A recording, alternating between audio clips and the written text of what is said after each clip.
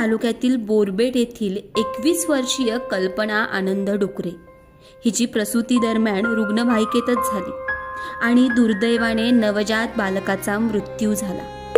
ही घटना केवळ एका आईची वेदना नाही, तर आपल्या आरोग्य व्यवस्थेतील पोकळी उघड करणारा आरसा आहे।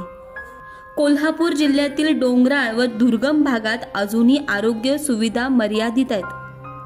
गगनबावडा सारख्या भागात पावसाळ्यात रस्ते बंद होणे, दळणवळण ठप्प होणे ही नित्याची बाब आहे। अशा परिस्थितीत गरोदर महिलेला वेळेवर वैद्यकीय उपचार मिळावे यासाठी सरकारी यंत्रणा सज्ज असली पाहिजे।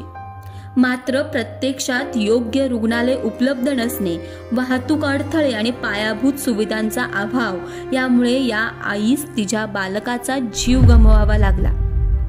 प्रसूतीसारख्या संवेदनशील प्रकरणात वेळ हाच सर्वात महत्त्वाचा घटक असतो। पण गावी प्राथमिक आरोग्य केंद्र असूनही त्या ठिकाणी प्रसूतीसाठी आवश्यक सुविधा नसल्याने आईला 108 रुग्णवाहिकेतून कोल्हापूर गाठावे लागले। दरम्यान रस्ते बंद, वाहतुकीचा अडथळा आणि पावसाच्या तडाख्यात जीवावर बेतलेला हा प्रवास घडला।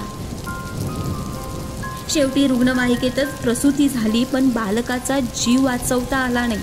हा प्रकार जिल्ह्यातील आरोग्य व्यवस्थेला मोठा प्रश्न विचारतो। दुर्गम भागातील रुग्णांसाठी आवश्यक सुविधा का नाहीत? रुग्णवाहिका व प्राथमिक आरोग्य केंद्र अद्ययावत करण्याकडे लक्ष का दिलं जात नाही? माता मृत्यू व बाल मृत्यू दर कमी करण्यासाठी सरकारचे उपक्रम प्रत्यक्षात कितपत प्रभावी आहेत? आज ग्रामीण आरोग्य सेवेकडे बोट दाखवण्याची वेळ आली आहे। प्रत्येक गावात किमान सुरक्षित प्रसूती सुविधा असलीच पाहिजे।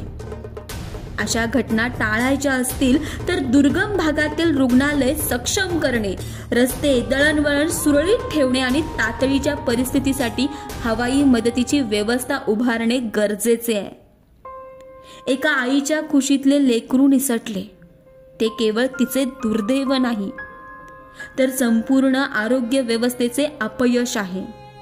या घटनेतून धडा घेतला गेला नाही तर अशा शोकांतिका पुन्हा पुन्हा घडत राहतील।